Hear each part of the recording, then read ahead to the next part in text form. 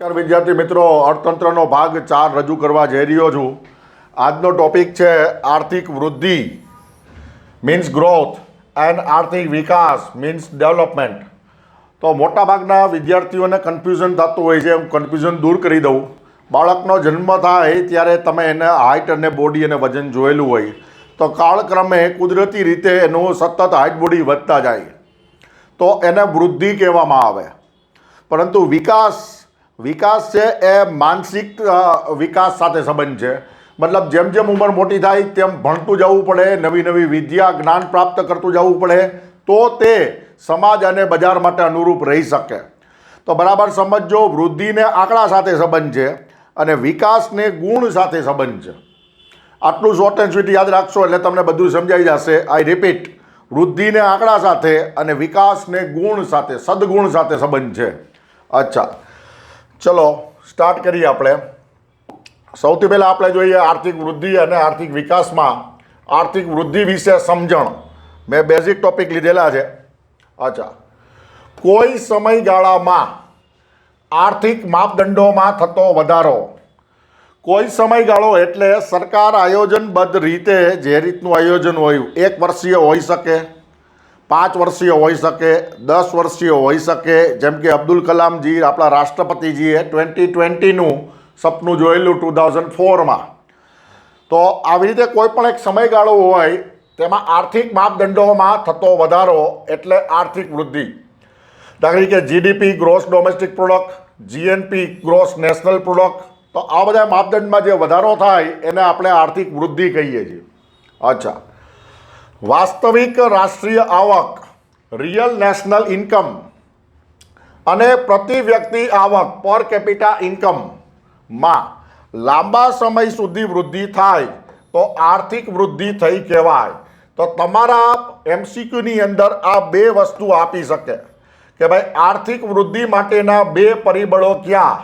આર્થિક વૃદ્ધિ માટેના 2 પરિબળો ક્યાં? તો કે વાસ્તવિક રાષ્ટ્રીય આવક અને પ્રતિ વ્યક્તિ આવક, મતલબ પર કેપિટા ઇન્કમ.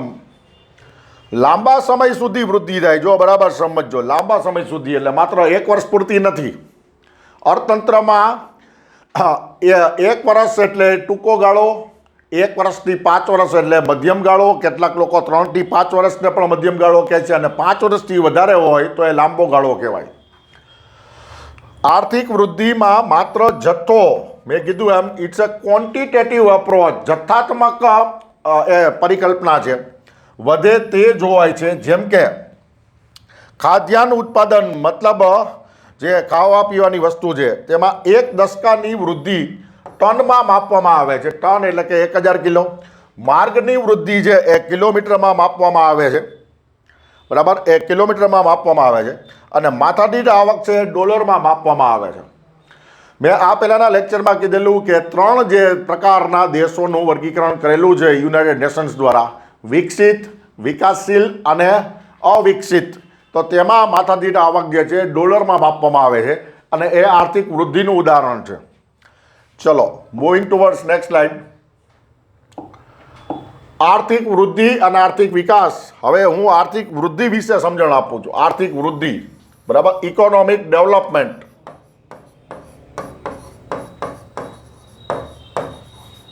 અચ્છા, વસ્તીમાં વૃદ્ધિ જીડીપી કરતાં વધારે હોય.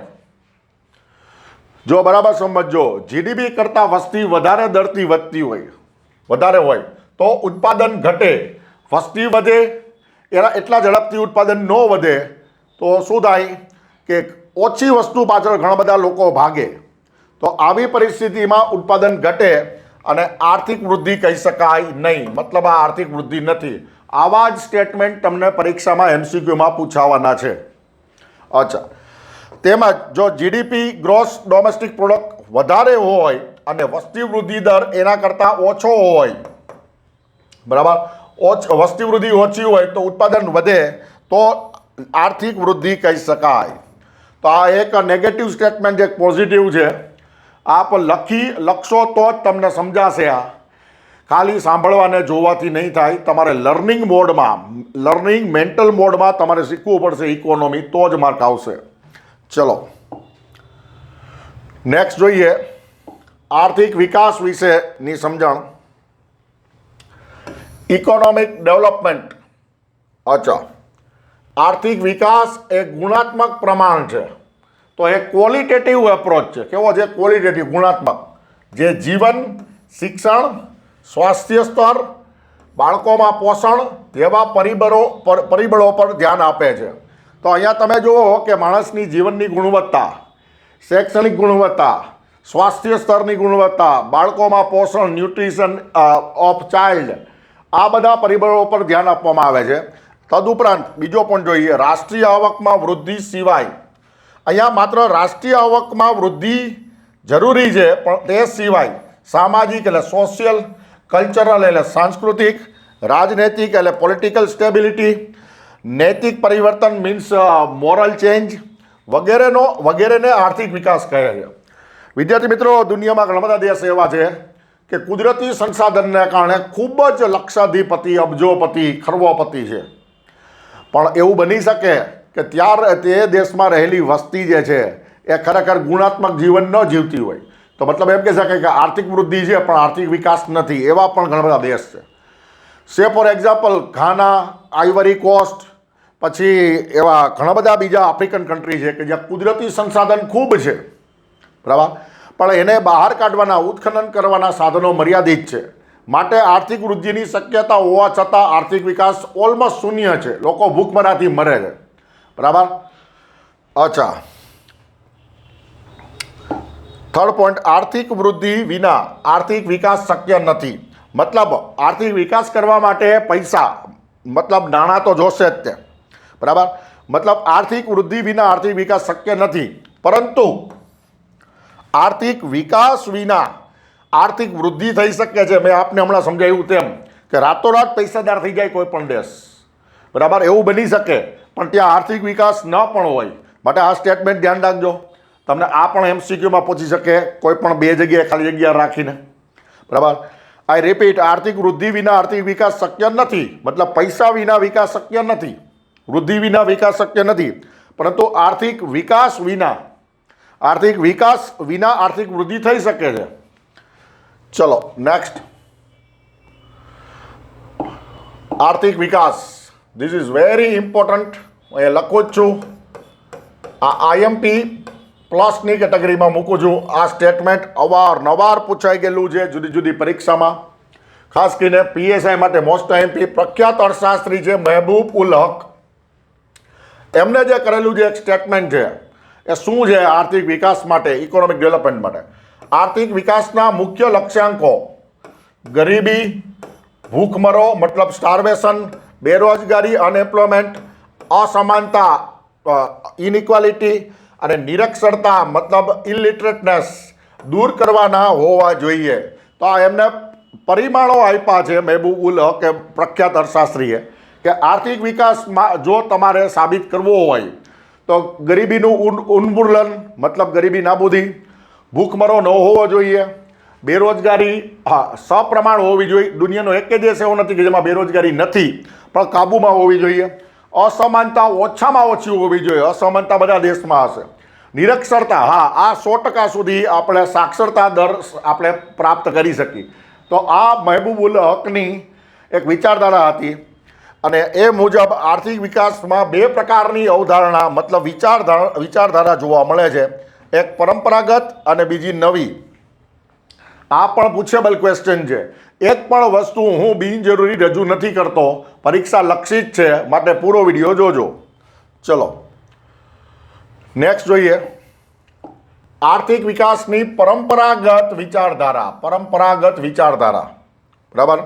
અચ્છા, કુલ રાષ્ટ્રીય ઉત્પાદન અને કુલ ઘરેલું ઉત્પાદન 5 થી 7% વધે અને ખેતીના સ્થાને ઉદ્યોગને વધારે મહત્વ આપી તૃતીય ક્ષેત્ર મતલબ સેવા ક્ષેત્ર નો હિસ્સો વધતો રહે, બરાબર. આ પરંપરાગત વિચારધારા છે. શું કહે છે?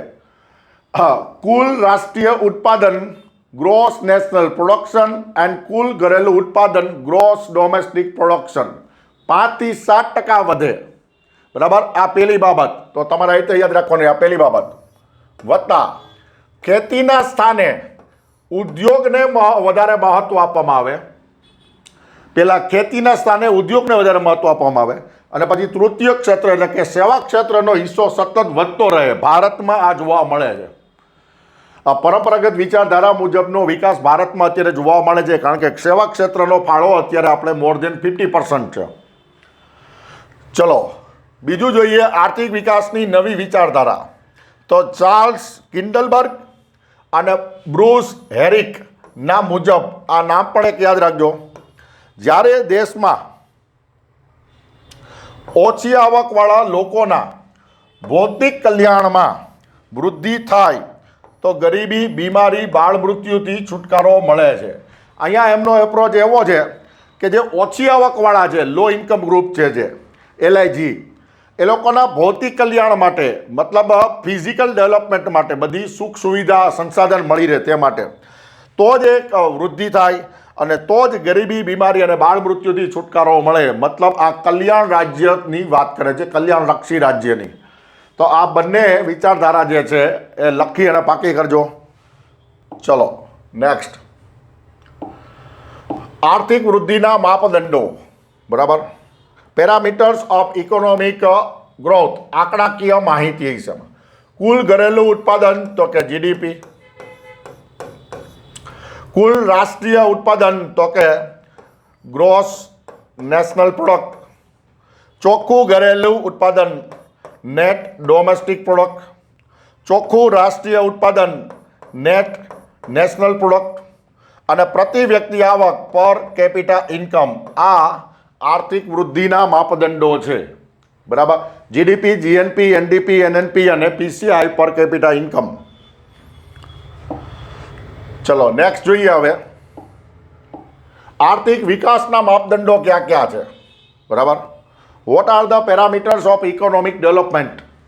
માનવ વિકાસ સૂચકાંક, હ્યુમન ડેવલપમેન્ટ ઇન્ડેક્સ HDI, જાતીય વિકાસ સૂચકાંક, જેન્ડર ડેવલપમેન્ટ ઇન્ડેક્સ, જાતીય સશક્તિકરણ માપન, જેન્ડર એમ્પાવરમેન્ટ મેઝરમેન્ટ જેમ, બહુપરિમાણીય ગરીબી સૂચકાંક, મલ્ટિપલ પોવર્ટી ઇન્ડેક્સ MPI,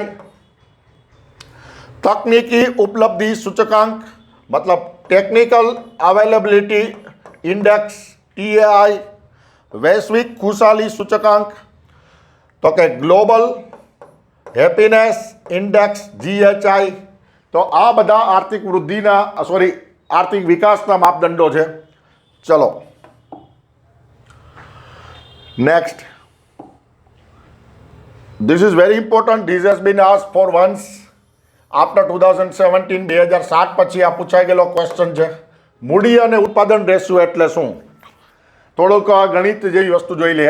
એક વસ્તુ કે એકમના ઉત્પાદન માટે કેટલી મૂડી કે મૂડીના કેટલા એકમ જરૂરી છે તેને મૂડી ઉત્પાદન રેશિયો કહે છે. Capital production ratio CPR, capital production ratio CPR કહે છે. અચ્છા, હવે મેં અહીંયા ધારણા કરેલી છે કે દાખલા તરીકે 1 લાખ રૂપિયા બરાબર મૂડીનો એક એકમ ગણાતો હોય અને એક મશીન બનાવવા માટે 5 લાખ રૂપિયા જોઈએ તો, બરાબર, તો 5 લાખ બરાબર એક મશીન, તો અહીંયા 1 લાખ બરાબર એક એકમ, 5 લાખ બરાબર 5 એકમ બરાબર એક મશીન, 5:1, 5:1 મૂડી ઉત્પાદન રેશિયો છે તેમ કહી શકાય. બરાબર, તો આને શું કહેવાય? મૂડી અને ઉત્પાદનનો રેશિયો. દાખલા તરીકે તમારી પાસે 10 મશીન છે, 11મું મશીન લાવવા માટે 5 લાખ જોઈએ. 1 લાખ બરાબર એક એકમ, 5 લાખ સામે એક મશીન, 5:1 મૂડી ઉત્પાદન રેશિયો. ચલો નેક્સ્ટ જોઈએ આર્થિક વૃદ્ધિ અને આર્થિક વિકાસ વચ્ચેનો તફાવત. Difference between economic growth and economic development. આર્થિક વૃદ્ધિ એક વર્ષમાં એક દેશમાં વસ્તુઓ અને સેવાનું ઉત્પાદનમાં વાસ્તવિક વૃદ્ધિ, જેને GDP, national income, per capita income વગેરેની અંદર પ્રદર્શિત કરવામાં આવે છે. મતલબ આંકડાકીય માહિતી પ્રદર્શિત કરવામાં આવે છે એક વર્ષ દરમિયાનની વૃદ્ધિ GDP, national income, per capita ઇન્કમમાં પ્રદર્શિત કરવામાં આવે છે. આ હતી આર્થિક વૃદ્ધિ. આર્થિક વિકાસનો પહેલો મુદ્દો એટલે આવક માઇનસ આવક બાદ ખર્ચ બરાબર બચત. જે બચત જે છે જે રોકાણમાં પરિવર્તન પામે, જેને કારણે સામાજિક અને આર્થિક માળખામાં પરિવર્તન અને સંસ્થાગત પરિવર્તન જોવા મળે. આ એક ધ્યાન રાખજો, તમારો પૂછેબલ ક્વેશ્ચન કહી શકાય આને.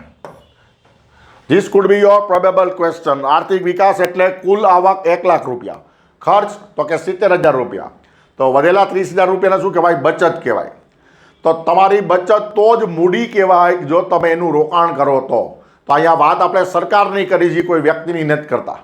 તો સરકારનું બજેટ પુરાંતવાળું થયું ખાધ વિનાની બદલે, બરાબર. સરકારનો ખર્ચ આવક કરતાં ઓછો છે, મતલબ બજેટ પુરાંતવાળું કહેવાય, પ્લસ કહેવાય. તો પુરાંતવાળું બજેટ છે. અચ્છા, હવે સરકાર શું કરે છે તો કે 2 પ્રકારના પરિવર્તન લાવવા માટે એમાં ખર્ચ કરશે.